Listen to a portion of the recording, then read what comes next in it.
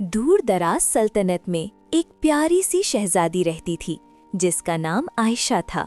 वो दिल की बहुत नर्म और बहादुर थी।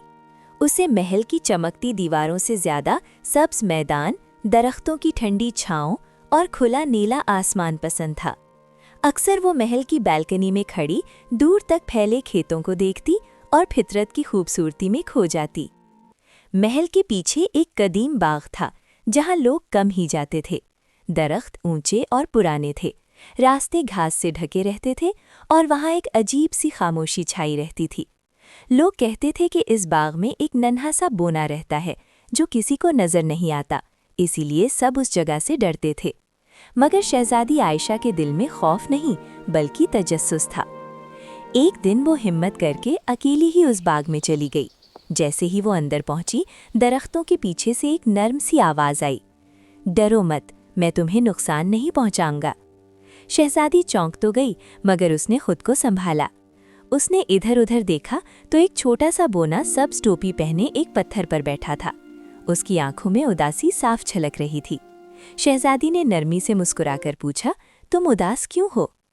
बोने ने आह भरी और बोला, ये बाग कभी बहुत खूबसूरत था।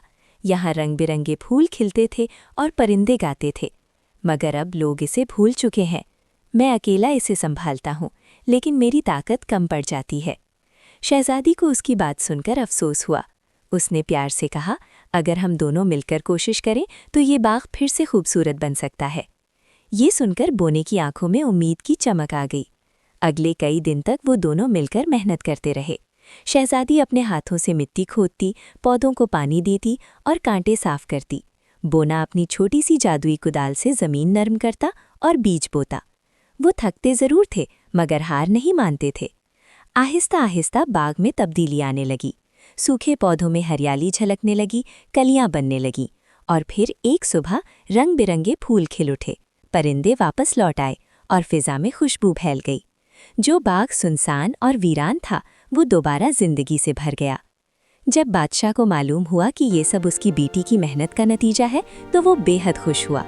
उसने ऐलान किया कि इस बाग की हिफाजत अब सबकी जिम्मेदारी होगी ताकि ये दोबारा कभी वीरान ना हो।